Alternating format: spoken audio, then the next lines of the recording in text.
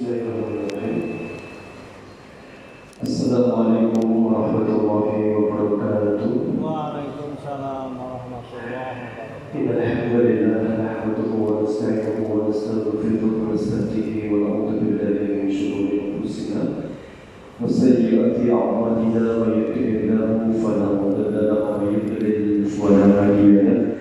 Asyhadu an la ilaha illallah wahdahu la syarika lahu wa asyhadu anna Muhammadan abduhu wa rasuluhu nabiyyan wa rasulan ba'da.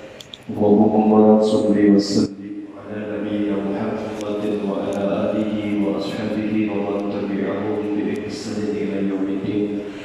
Allahumma la sahla illa ma ja'altahu sahla wa anta taj'alul hazna idza syi'ta sahla.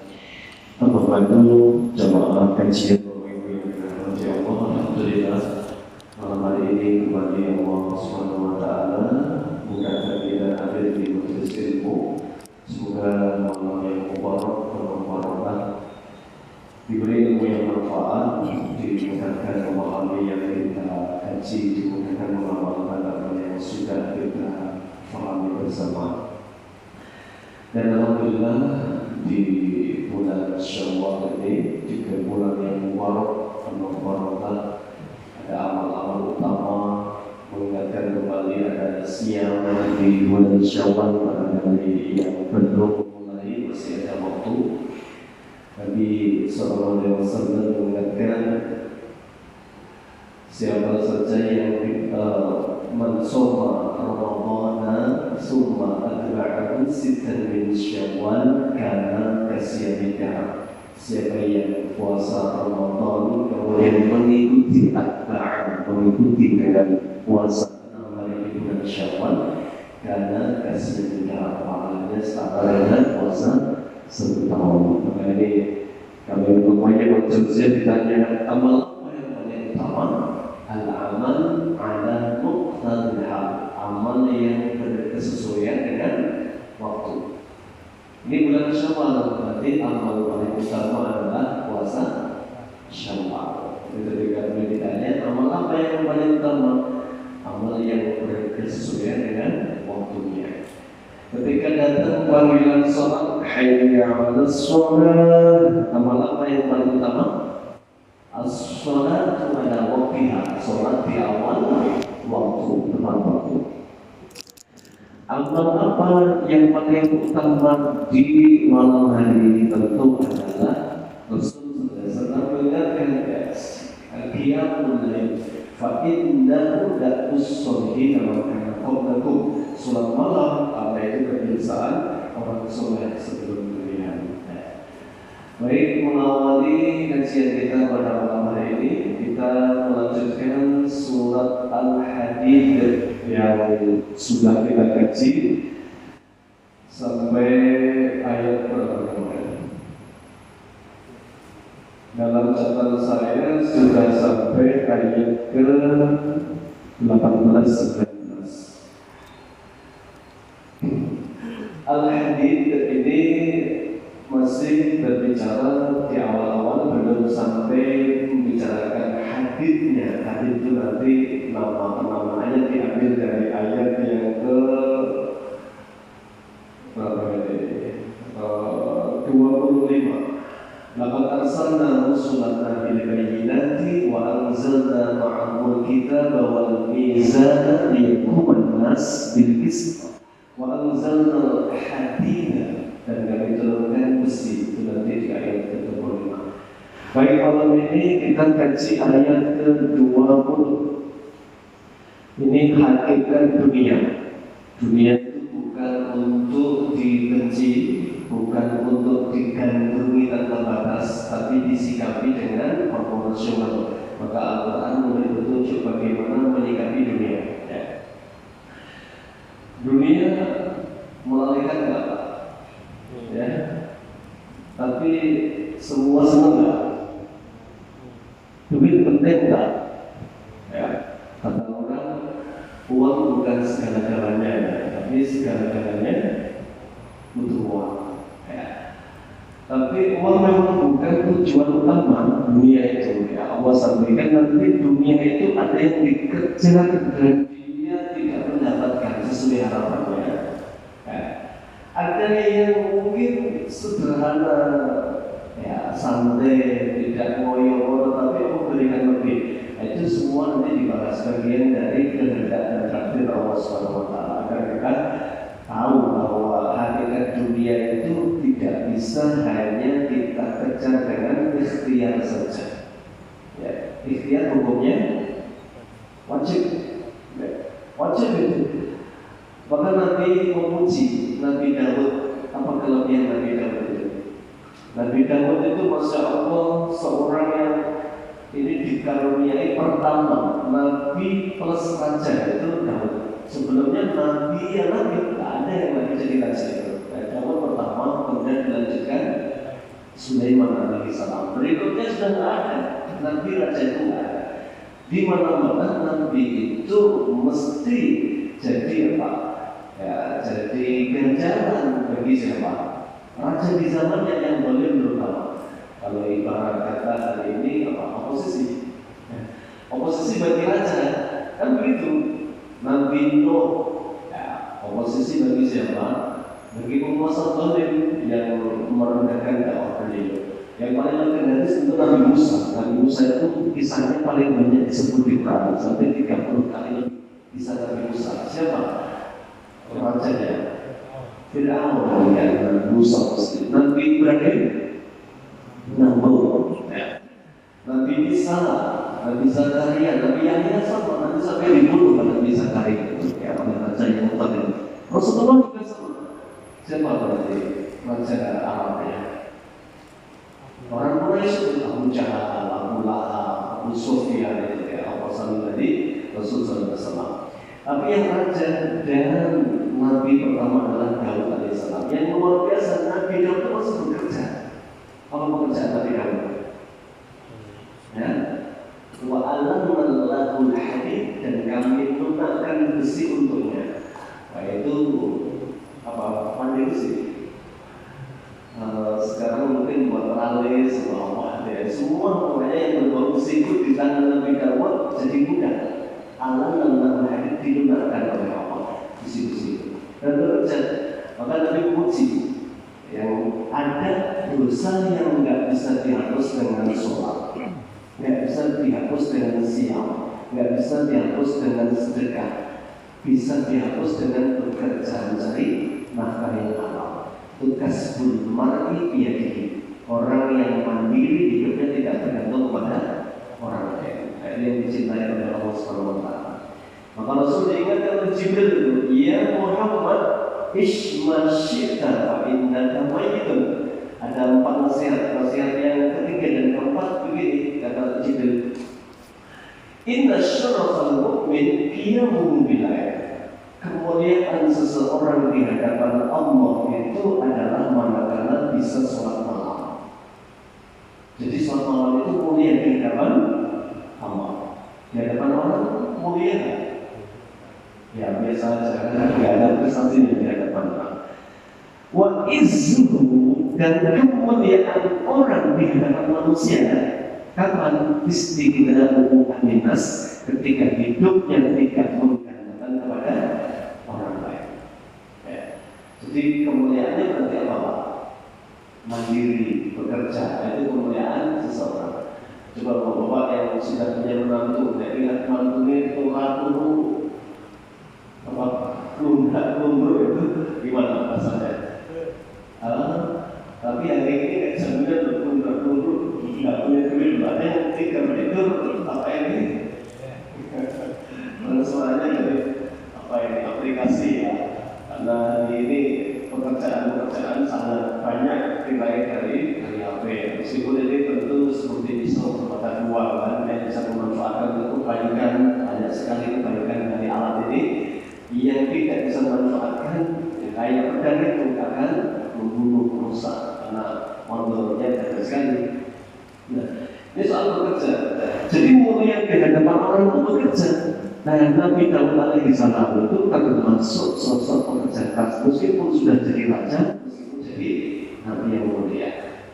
Bahkan nanti Nabi Daud itu jadi prototipe sosok yang masya Allah sudah kaya, tapi ibadahnya paling serius. Inna bukanlah Allah, itu ada ibadah yang sholat malam paling bagus, sholat malamnya siapa? Nabi Daud. Ya. Beliau tidur separuh malam, kemudian bangun separuh malam itu kalau malam mau dibagi dua. Misalnya malam itu kalau kita ngitungnya Islam itu dari pada maghrib sampai subuh. Itu kan waktu malam. Nanti pada hari jam 6 misalnya, subuh jam 4, 6, 7, 8, 9, 10, 11, 12, 1, 2, 3, 4. Malam itu ada 10 jam misalnya. Separuh malam nanti kan 10 bagi 2, 5 kan? 6 tambah 5 kan? 6, 7, 8, 9, 10, 11. Berarti Nabi Daud itu sholat malamnya jam berapa? Jam 11 kan? Kemudian tidur kembali ya, sampai sepertiga, sholat sampai sepertiga malam, sisanya tidur kembali. Kalau zaman Rasulullah diingatkan oleh yang sholat malam itu dengan adzan pertama. Maka adzan pertama itu fungsinya dua dalam Nabi. Lihat kaum hukum agar mereka yang sudah sholat panjang itu segera istirahat. Itu ya. Yang belum bangun liyastaiqid. Nah, hukum agar orang yang masih terlelap dalam tidurnya segera bangun. Nah, caranya berapa? Kalau zaman Nabi qadru khamsina ayat, kalau baca Quran itu dapat kurang lebih 50 ayat yang pertama dan kedua, ya, mungkin sekitar 25 menit. Jadi kalau subuh jam 4:30 ini catat dan pertama. Itu Nabi begitu. Sholat malam Nabi Daud itu sholat, tidur, bangun, tidur kembali. Dan ini yang dilakukan Nabi selalu begitu. Yang bangunkan subuh Nabi siapa? Bilal ya Rasulullah subuh, ya Rasulullah subuh. Kemudian Bilal memandangkan dan subuh ketika itu. Dan siang yang paling baik siangnya Nabi Daud. Ya, Nabi Daud itu setengah tahun puasa dalam setiap tahunnya. Karena sehari puasa, sehari tidak. Itu disebut sosok yang luar biasa, dunia yang kaya raya, raja, mulia, Nabi ibadahnya sangat kuat dan sempurna sekali Daud alaihissalam. Ya. Nah, itu kalau bicara masalah anugerah, beliau diberikan hikmah, diberi hikmah. Hikmah itu ada yang mengatakan nubuah Arabiah Daud alaihissalam. Nah, dunia juga begitu. Allah mengatakan kita di ayat ke-20. Kita simak. I'lamu annamal hayatud dunya la'ibun wa lahwun wa zinatun wa tafakhurun bainakum wa takathurun fil amwali wal awlad. I'lamu, apa i'lamu? Ketahuilah ya, oleh kalian semua. Annamal hayatad dunya, bahwasanya kehidupan dunia la'ibun. Itu kehidupan yang penuh permainan, la'ibun. Wa lahwun, sesuatu yang melalaikan. Wa tafakhurun bainakum, dan dunia itu tempat kalian berbangga-banggaan. Wa takasur, dan berbanyak-banyakan fil amwal, dalam harta, wal aulad, dan anak-anak.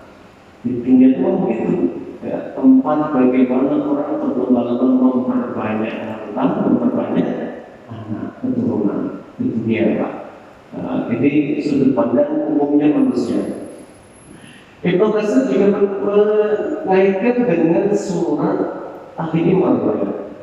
Zuyyina lin-nasi hubbus syahawati minan nisa. Dijadikan indah dalam pandangan manusia kecondongan kepada nisa. Apa nisa?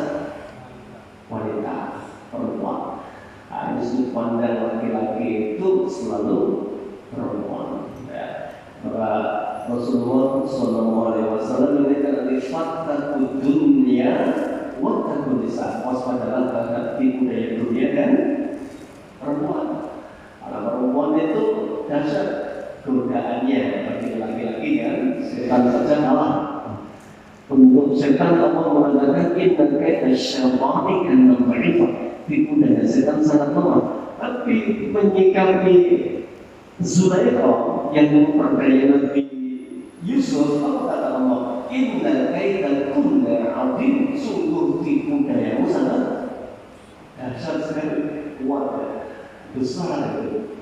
Membalikan fakta dan menggoda dalam berbagai cara. Nah, ini sesuatu yang fitrah yang lagi itu begitu cenderung pada perempuan. Zuyina linasi hubusyan minan nisa, kecintaan laki-laki itu kepada dunia itu pertama kepada wanita itu, wal banin dan anak-anak, wal qanatiril muqantarah dan berbagai perbendaharaan harta, minat dhahab, emas, wal fiddah, perak, tabungan ini berarti kekayaan, wal khairil musawwamah dan kuda-kuda pilihan. Hari ini berarti apa? Mobil ya. Ini dunia begitu ya, sama manusia normal begitu, senang ya. Wal hars, apa hars? Ternak. Wal an'am ini ternak ya.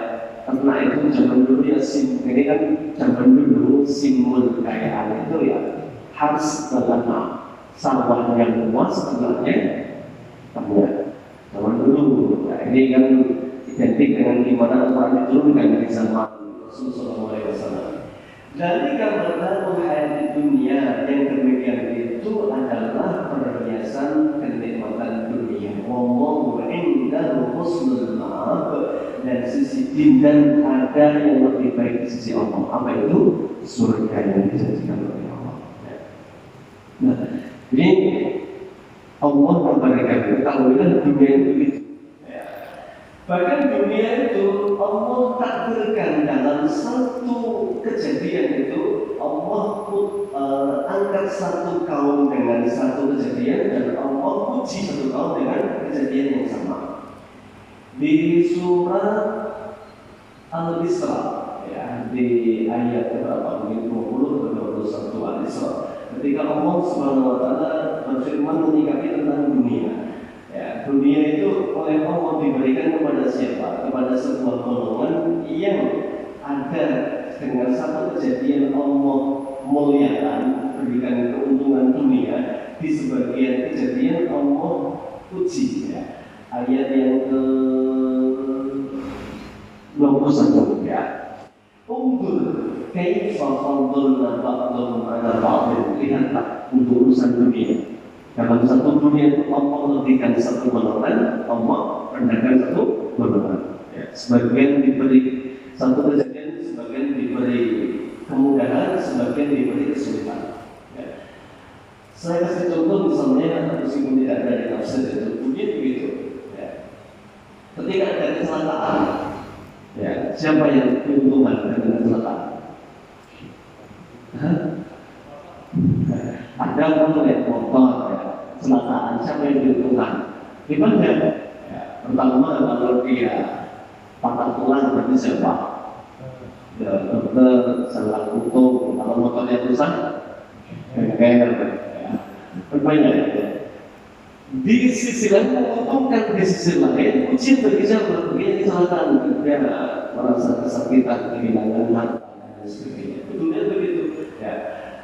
Sama ketika seseorang diuji oleh Allah dengan ujian-ujian, ya, ujian itu apa? Ujian yang itu bisa jadi sesuatu yang menggembirakan. Maka seorang mukmin kata Nabi, in asabatu sarra syakara. Kalau diberi kemudahan oleh Allah banyak bersyukur. Wa in asabatu dharra, tapi ketika diuji dengan kesulitan, sabar, dia bersabar. Ya. Ada orang misalnya kerjaannya tambal ban misalnya, tambal ban. Kira-kira kalau tukang tambal ban itu doanya apa? Doanya. Ada mulai pagi barangkali nggak ada yang konsep bannya. Kemudian satu dulu misalnya, dulu dia jangan di sini. Kira-kira doanya apa? Doanya kan ya Allah berikan rezeki terbaik untuk hamba. Ya, rezekinya dari mana? Jadi orang yang bocor kuning, begitu ada dituntut dari jauh, alhamdulillah, macam itu tekong. Itu musibah bagi yang sedang kena kebanan, tapi rezeki dan Tuhan tambah. Jadi itu disikapnya tidak habis kalau mencari menangis sendiri, ada kebaikan, ada kesulitan itu dengan Allah. Ada orang sampaikan walan akhiratu, dan mereka yang mencari keutamaan baru dapat satin derajatnya lebih tinggi, wa akbaru tafdilan, dan keutamaannya lebih banyak. Ini dunia. Kata Allah, dunia itu lagi pun walanun wa zinatun wa tafakkur bainakum wa takasur bil aqwali wal a'mal. Kama kali warisin a'jabal kufar nabatu. Wais sebagaimana hujan, ya. Hujan itu disebut oleh Allah ma'an mubarakan, air yang penuh berkah. Hujan itu mesti berkah. Maka mengutip yang di rumah punya tanaman beda sekali, disilami pakai air PDAM sama air hujan. Air hujan itu betul sekali di awal musim hujan itu dan kelihatan apa? Hijau. Itu maklum Allah sampaikan dunia itu seperti wais hujan. Tak jabal kufaran nabatu, yang menumbuhkan tumbuhan-tumbuhan sehingga menjadi hijau. Petaninya senang luar biasa. Kemudian hijau, kemudian mengering. Nah, ini ilustrasi paling gampang pohon padi. Ya. Padi itu yang petani untuk bisa membayangkannya. Maka petani itu digambarkan oleh Allah itu seperti orang yang dia gandum terhadap dunia. Ya. Ketika dia menanam, kemudian turun hujan, kemudian menjadi subur hijau. Bahasa Jawa sudah makbul. Walaupun itu sudah hijau, sudah ada apa namanya bijinya, tapi belum ada isinya, tapi sudah menghijau priori. Semuanya hijau, kemudian mengering. Fantaman musfar, kamu lihat daunnya sudah mulai mengering. Kemudian datang waktu panen. Semuanya itu koma, kemudian setelah dipanen itu yang terjadi apa?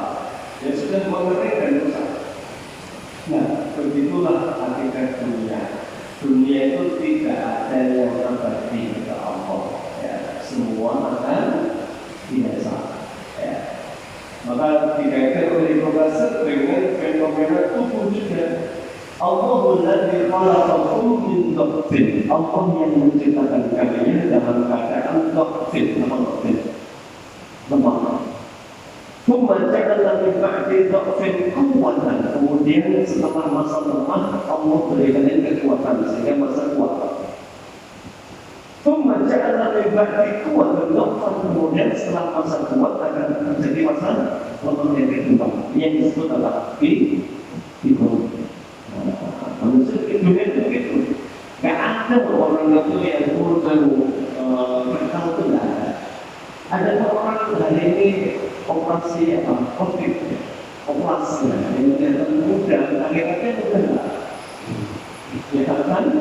Mendoa, lemah, kekuatannya akan berkurang.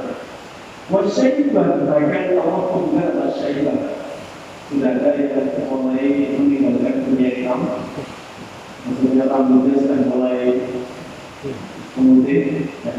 Syaibah. Nah, itu dunia itu begitu. Kita sudah mulai berkaca muncul 1, 2, 3 motif ya. Yang perlu yasha wa huwal alimul qadir adalah Allah Maha Mengetahui lagi Maha Mampu segalanya. Jadi dunia itu begitu Pak. Jadi ada kalanya kita sedang di atas, tapi juga ada kalanya sedang di bawah. Dunia itu. Maka Nabi mengatakan ikhlamin khamsan qabla khamsin, maksimalkan 5 kesempatan sebelum datang yang 5 kan. Yang pertama syababaka qabla haramika, masa muda sebelum masa tua. Kemudian sihat akan qabla saqamik, sehat sebelum sakit. Kemudian ghina qabla faqrik, masa kaya sebelum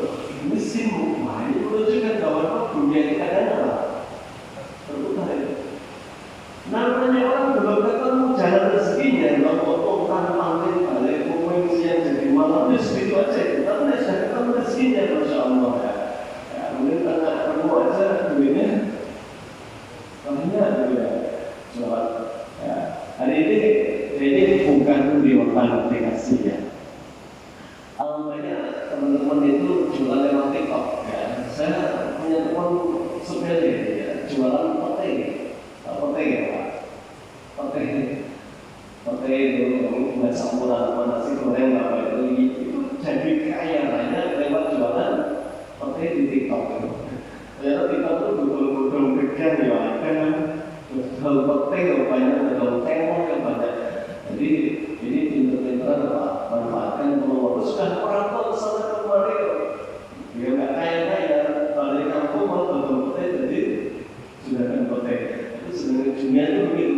Mulia belum jatahnya datang itu belum kesana, begitu dia diberi jalan oleh Allah, Masya Allah ya itu contoh aja. Memang sifat dunia itu begitu. Allah berikan kepada satu golongan, Allah batasi untuk golongan yang lain. Kemudian Allah sampaikan tadi, "Tsumma yakunu hutama", ada batas ya, masanya kemudian akan habis ya, yang muda akan meluang. Nah, dalam surat At-Tin, Allah Subhanahu wa taala menjadikan surat At-Tin summa radadna asfana sanafilin. Kemudian setelah Allah sampaikan laqad khalaqal insana fi ahsani taqwim, manusia akan diciptakan dalam posisi yang paling ahsan, paling bagus, sempurna.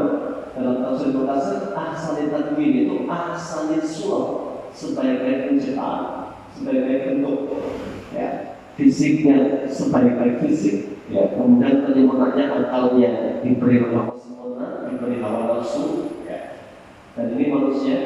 Kemudian Allah sampaikan, summa radadna, kemudian kami kembalikan dia, ya, radadna fi asfal safilnya, dalam kondisi yang paling rendah.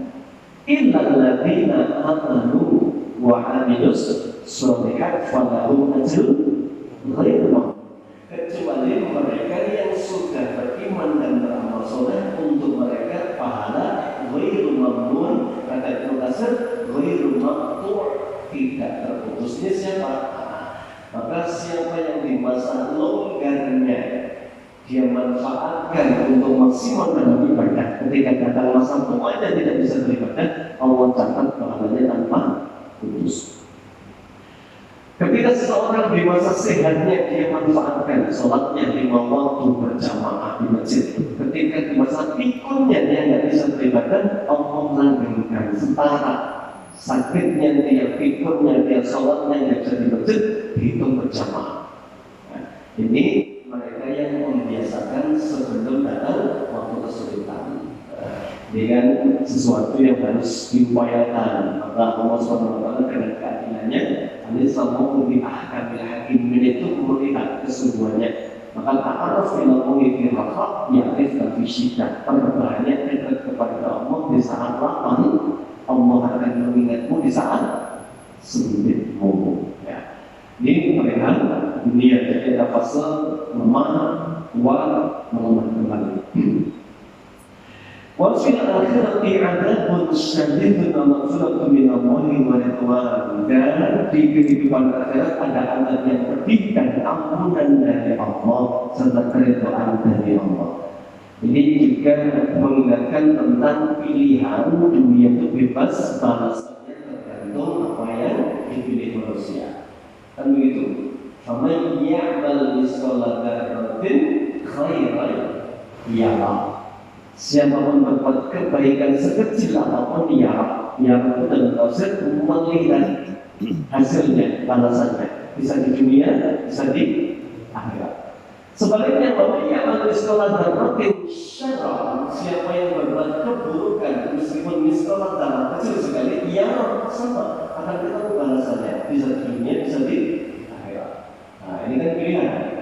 Maka Allah sampaikan, wa fil akhirati adzabun syadidun wa maghfiratun. Di dunia di akhirat ada dua, satu azab yang pedih bagi mereka yang dilalaikan dunia sehingga lupa dengan kewajiban agamanya. Yang kedua ada maghfirah dan ampunan dari Allah bagi mereka yang mengejar dunia dan tidak melalaikan agama. Maka Rasulullah SAW bersabda tentang dunia, maka di dunia Siapa yang menjadikan dunia hamdulillah, keinginan terbesar, apa bahasa kerennya, obsesi, hamun itu obsesi. Jadi ada level itu ada apa dari itu, iroda itu keinginan, dan semacamnya. Tapi kayak Yusuf dan Zulaikha di Quran menggunakan bukan ahabba, ya, wa laqad hammat bihi wa hamma biha. Dan sungguh perempuan itu sudah amat bernafsu pada lelaki itu. Kemudian pula lelaki itu sudah tergoda oleh perempuan itu. Allah menggunakan kalimat ham itu ibarat cinta itu sudah diapain. Cuma dulu ya. Jadi nak senang itu macam, tapi kamu itu sudah kayak dimabuk cinta ya. Terus dia lupa statusnya bahwa dia istri penguasa, bahwa yang dihadapannya itu ya ini bisa berpotensi dia diceraikan suaminya kalau ketahuan semua karena sudah dimabuk cinta. Nah, orang yang dimabuk dunia begitu kata Allah, kata Rasulullah. Maka nanti dunia hamba, siapa yang menjadikan dunia sebagai tujuan obsesi pertamanya.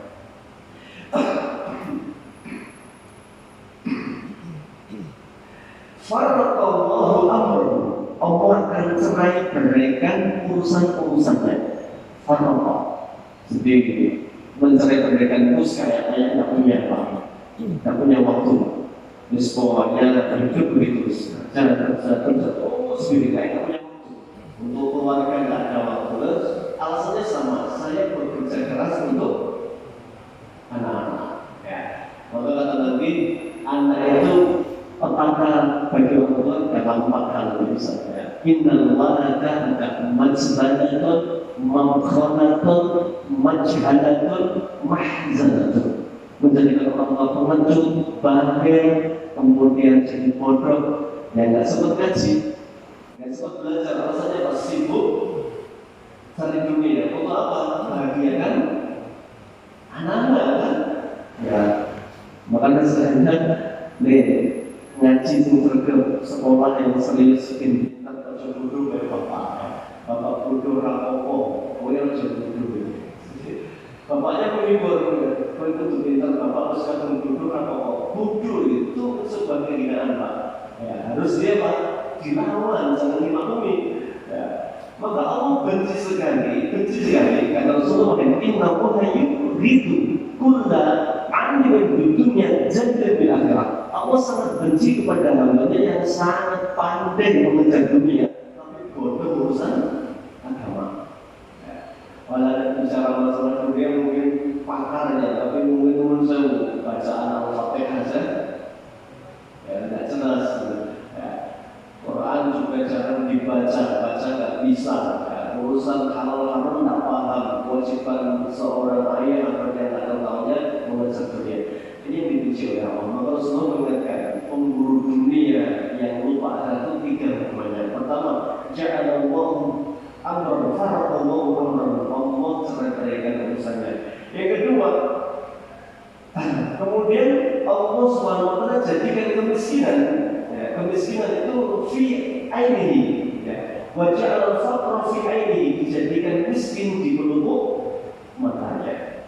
Artinya kurang terus ya, kalau pemburu dunia lihat orang lain lebih baik apanya dia harus bisa mengejarnya, tidak ada puasnya. Kemudian walatnya di dunia ilah makudirlah, dan dunia yang dikejar mati-matian itu hakikatnya yang akan sampai kepadanya adalah yang Allah takdirkan untuknya. Maka nanti di ayat ke-22 lanjutannya Allah sampaikan tentang likaila taksau ala ma fatakum, agar kalian ketika mengejar dunia itu dan tidak kalian dapatkan, agar kalian tidak putus asa. Dan kalau kalian menggenggamnya, wala tafrahu ma atakum bima atakum, dan jangan kalian sombong ketika mampu menggenggamnya. Ya, kenapa? Semua itu adalah kemudahan pujian dari Allah.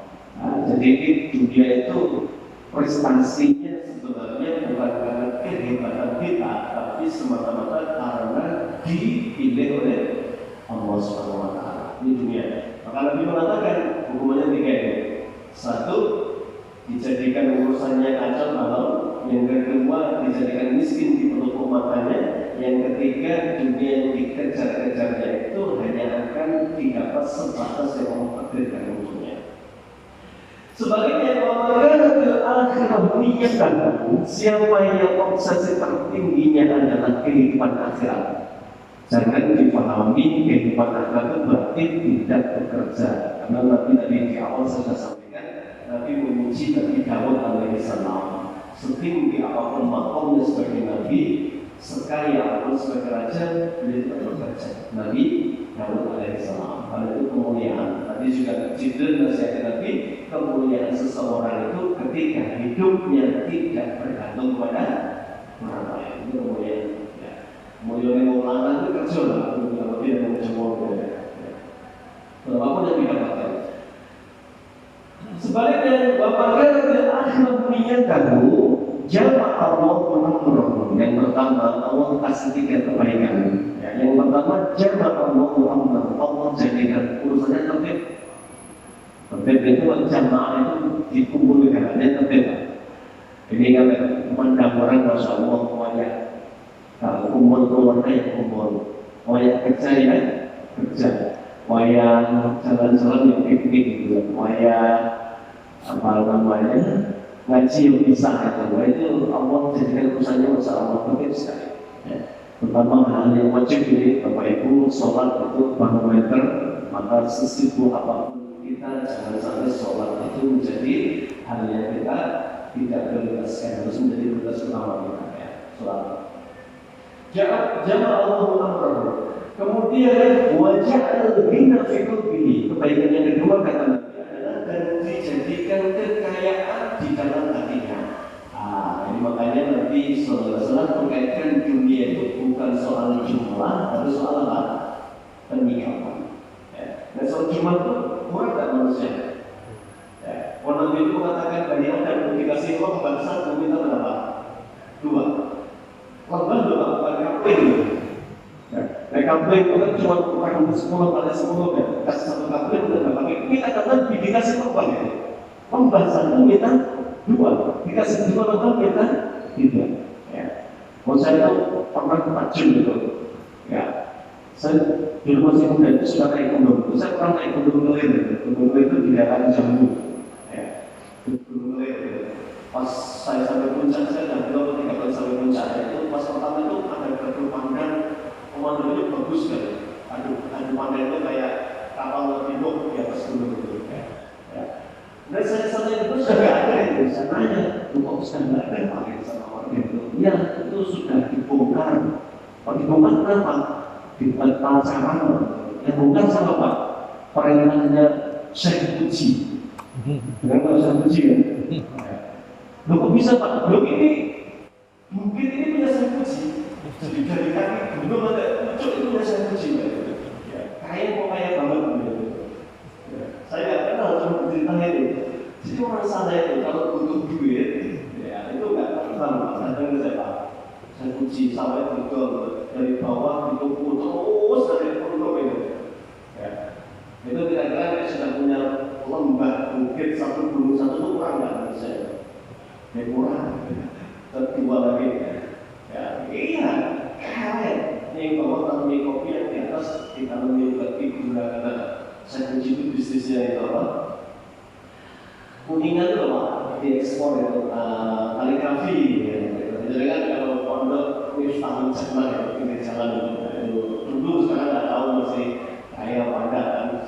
Cerita ketika dulu saya masih senang naik gunung itu. Gambaran begitu manusia itu selalu tidak pernah puas. Jangankan kampung lembah saja kata nanti kurang.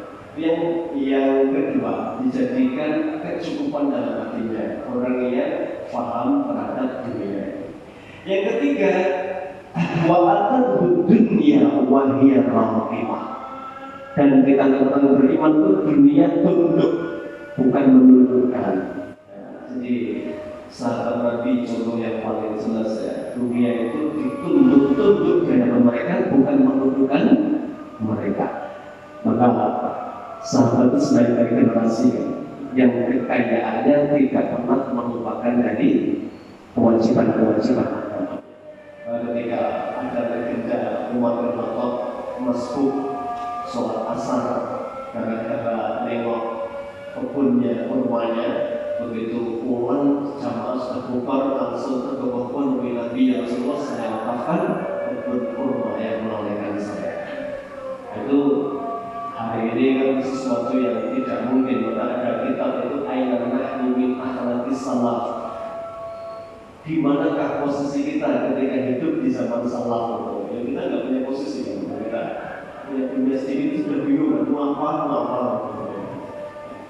Ini Bapak Ibu, jadi dunia Allah sikap Allah tunjukkan bagaimana penyikapannya, bukan untuk dijauhi karena Allah tidak suka mereka yang menjauhi dunia tapi menggantungkan kepada belas kasih orang lain. Itu sekali dalam Islam. Islam juga membenci mereka yang alim mengejar dunia tapi lupa terhadap kewajiban akhiratnya.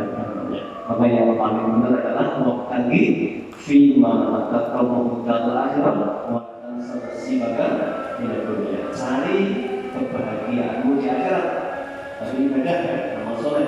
Wala tansa, jangan lupa kamu juga butuh dunia untuk menopang akhiratmu. Ngomong Rasulullah berikutnya nanti tentang takdir. Ya, ayat ke-22 ini tentang menyikapi takdir, termasuk takdir rezeki. Bagaimana Islam mengajarkan menyikapi rezeki, Allah dan Rasulnya, Allah terbaik darinya yang sudah menjelaskan dengan baik. Allah Rasulullah kita cukupkan dengan doa kafaratul majlis. Subhanaka Allahumma wa bihamdika asyhadu an la ilaha illa anta astaghfiruka wa atubu ilaik. Assalamualaikum warahmatullahi wabarakatuh.